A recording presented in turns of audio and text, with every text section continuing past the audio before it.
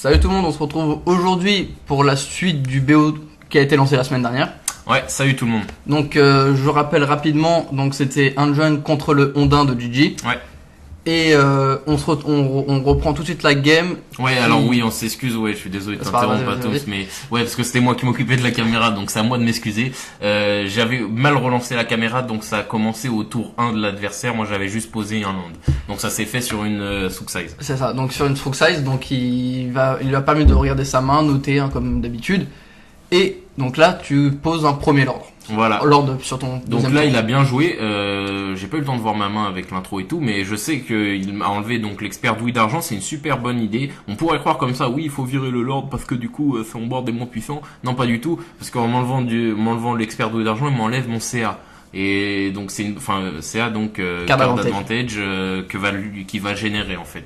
Donc c'était vraiment bien joué de sa part. Je m'y attendais pas. Je pensais qu'il allait faire le toto à me virer un lord quoi. Et non, il a super bien joué, ce qui montre encore que son expérience a joué. Là on voit que le Bobby malchanceux, donc où tu lui mets déjà une claque à 3. Malchanceux, il pose quand même une damnation. Ouais, mais bon, tu lui as déjà mis une claque à 3 et après la damnation à 4, ça oui, ça il est lui déjà fait. à 7, ouais. Avec en plus le Stroke Size au début qui lui a retiré 2. Donc là, il a à peine tour 3, il a déjà pris 9 de dégâts. Ouais. C'est quand même beaucoup après contre un deck aggro. Hein. Oui, ça c'est vrai, t'as raison, mais en même temps, c'est le risque de Bobby. À un moment, faut arrêter de tricher avec ses cartes. il faut que ça se ressente.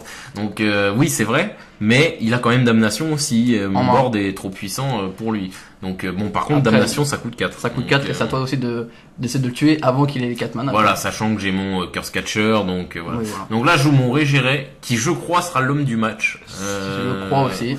De ma mémoire, vous allez voir, c'est quand même, il va quand même faire le café sur je vante beaucoup son expérience, mais c'était quand même une inadvertance de sa part, je crois. Mais je veux pas spoiler la game, je me rappelle, c'est mes souvenirs qui parlent.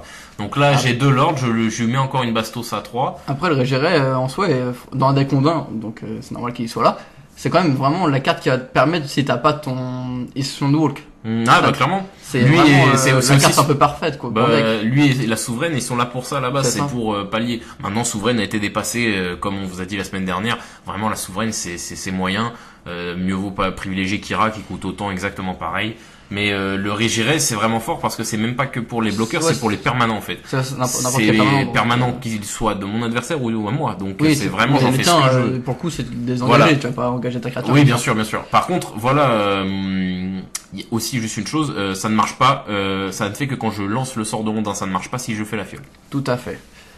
Donc là, il cherche des possibilités parce que on voit qu'il a du mal et il va donc faire un quotient de Kozilek parce qu'il a déjà perdu la moitié de ses points de vie. Ouais, juste, je peux dire parce que la game 2, du coup, je sais ce que j'ai sidé. Donc, alors, j'ai fait une erreur de side selon lui, on en a parlé post-game. J'ai rentré des extractions chirurgicales. Alors, pourquoi ? Moi, je pars du principe que extraction chirurgicale, c'est toujours bien, dans le sens où est-ce que dès qu'une carte me gêne, il faut que je la vire. Donc, il n'y a pas de mauvaise situation où est-ce que je l'ai. Maintenant, il faut qu'il l'ait déjà joué au moins une fois pour que extraction match. Donc j'ai sidé des extractions, j'ai rentré des negates parce que je suis arrivé devant lui en mode putain le mec j'ai pas de que des planeswalkers, le mec mass planeswalker, je vais le negate. En plus je crois que tes seuls contre de base dans le deck c'est Perce sort et Curse Catcher et Curse Catcher marche pas sur le planeswalker donc voilà. Donc là rapidement là ça s'emballe la game. J'engage à chaque fois que je pose un ondin, donc là je pose le Curse Catcher, j'ai engagé son Tarmo et je mets une gifle après. C'est ça, il donc, est vraiment pas bien. Là pour le coup t'es plutôt en bonne position. Là c'est le déroulement d'un ondin classique. Voilà, c'est ça. Donc là c'est quand un aggro arrive à sortir son jeu et à le mettre en place, voilà ce que ça donne. Voilà, après exactement. Après ondin il dispose, contrairement à plein d'autres jeux aggro, d'armes auto-include en fait par rapport à des aggros qui doivent se débrouiller pour trouver des subterfuges avec des cartes annexes pour faire des dégâts ou splasher, voilà, c'est ça. Ondin dispose d'outils incorporés, on pense notamment donc au Régiré, on pense à l'annonciateur de marée, au mage ferré que j'ai rentré, les mages fer marée pardon, c'est pour deux, ils engagent une créature rouge ouverte, donc anti-Jund par défaut, et la créature ne se dégage pas pendant l'étape de dégagement de son contrôleur jusqu'à tant que le mage de fer marée est sur le terrain. Donc vraiment c'est un tutarmo le truc, il est là pour détruire les tarmos, et donc ça je l'ai sidé aussi. Ah bah je pense que t'as pas réfléchi, t'as vu tes mages Fermaré dans ta salle, t'as dit bon, ils sont vous venez avec moi. C'est ça. Les Fermaré sont là pour June. C'est ça. Sachant qu'en plus June c'est un deck assez répandu en moderne, bien sûr, faut bien sûr. savoir.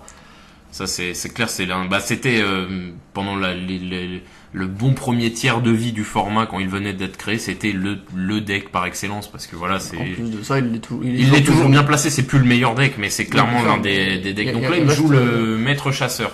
Donc le maître chasseur donc c'est une carte qui peut être flippée. Ouais. Et donc il strike que si l'adversaire n'a pas joué ou Ouais. lui-même Ouais, n'a c'est pas ça, joué c'est de ça. sort pendant ce tour-ci. C'est ça. Et son effet d'arriver en jeu, c'est qu'il va gagner 2 points de vie et mettre un jeton de Un token de loup, ouais. C'est ça. Et donc là je me rappelle, j'ai tapoté mon deck parce que j'espérais un top tier, un top deck.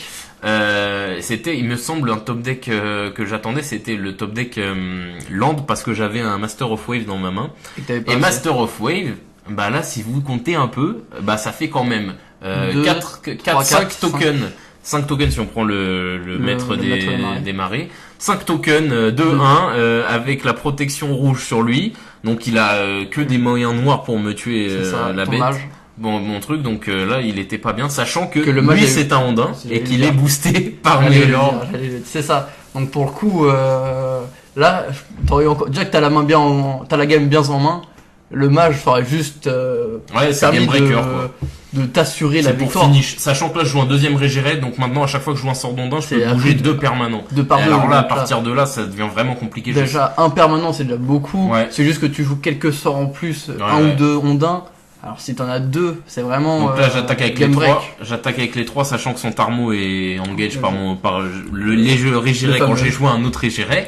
Donc il s'est engagé son Tarmo. Donc il se retrouve avec 2-2-2 pour me bloquer des 4-4. Des 4-4, oui. Enfin 2-3-3 et une 4. Ah non, c'est que des. Ah oui, non, j'ai oublié, j'ai un autre régéré. Donc oui, c'est que des 4-4. Que des 4-4. Et donc voilà, donc typical, il y a 4 cartes il y a 3 lords sur le terrain, il y a que des 4-4 sur le terrain. C'est ça. Donc là, il ne reste plus que son Tarmo. Je suis toujours à 20 points de vie, il est à 1 point de vie. Là, c'est le stomp. Là, c'est le stomp, clairement. Sachant que, voilà, moi, il me l'a dit post-game. Il remballe. Donc c'est l'égalisation. Donc oui, ce que je disais, pardon. Moi, il me l'a dit post-tournoi, on a discuté. On a pas mal échangé avec... C'est ça qui est intéressant. Souvent, les joueurs de Magic sont vraiment voilà, il faut pas croire que c'est les typical, enfin c'est tous, ça doit exister, mais il n'y a pas que des typical nerds qui ne parlent pas et machin. Personnellement, je pense on n'a pas. Enfin moi j'en ai jamais croisé. Voilà. Moi non plus. Et moi donc ce qu'il me disait à la fin de la game, c'est que, alors moi j'y connais pas justement d'expérience, mais lui il me disait que voilà, Ondin c'est quand même un deck qui est censé battre Junt, notamment avec les mages Fermaré et d'autres outils très puissants. Peut-être pas sur la game 1, mais sur les 2 games d'après. Après, sur un deck full opti, c'est possible. Et sur une sortie, c'est possible. Une sortie parfaite avec. Pas forcément parfaite, mais une bonne sortie Ondin, ça peut le faire. Oui, avec là, par exemple, ça c'était une sortie pas parfaite, mais c'était une bonne sortie. Et le mec, il a rien pu faire, quoi. Genre, il avait rien. Et puis là, il y avait pas aussi le typical double défausse plus un c'est ça. Ah, c'est sûr, c'est moins difficile, c'est moins facile comme ça, hein, monsieur. Et donc voilà. Bon. Donc du coup, j'égalise et du coup, on se retrouve donc pour la belle la semaine prochaine. C'est ça. Et puis Atom, ça a quelque chose à dire? Oui, toujours. Hein. Donc likez la chaîne, posez un commentaire, un like et la page Facebook. Et sur ce, je vous dis à la semaine prochaine. Ouais, salut tout le monde.